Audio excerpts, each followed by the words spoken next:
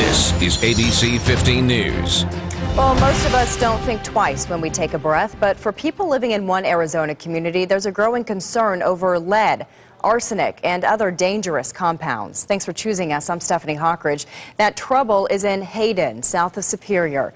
It's a battle putting the federal government's Environmental Protection Agency against the state's Department of Air Quality. And as Angie Holdsworth reports in depth tonight, it's the residents who are caught in the middle.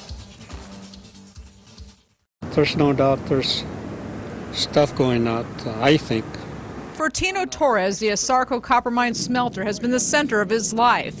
He worked at the smelter for years, as did his son. And like all residents of Hayden, the stacks and the smoke are the view from his home. Back in the years, we used to be pretty concerned, but it's gotten better. But a new EPA finding says otherwise. The agency released an investigation claiming the current owner, Asarco, is illegally releasing lead, arsenic, and other dangerous compounds into the air. I think there is toxics and pollution related to cancer. In a written statement, an Asarco spokesperson says they believe the finding is incorrect. The statement goes on to indicate that the company is and has been compliant with the Arizona Department of Environmental Quality, and that their emission controls have been recognized even by the EPA for high standards. Hayden, in a lot of ways, feels like a ghost town. And for those who still live here, they say, safe or unsafe, mining is a way of life. Well, many people are actually dependent on the company.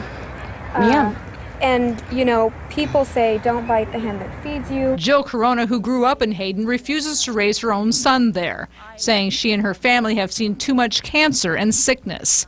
All I've ever known is actually death after death. In the late 1990s, her mother, lifelong resident Betty Amparano, filed suit against Asarco after all 7 of her children tested positive for elevated levels of lead in their blood. I was really mad, frustrated.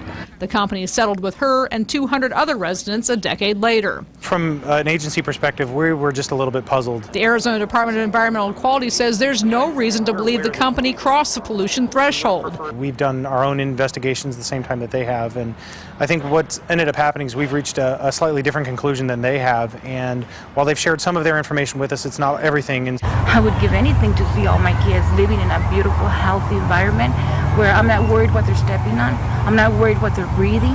While most of her kids have gone, Betty worries for those, including herself, who simply have nowhere else to go. In Hayden, Angie Holdsworth, ABC 15 News. Now, the finding does not necessarily mean the company will be fined or cited. The company can respond to these findings, and the EPA will determine whether or not they want to take action.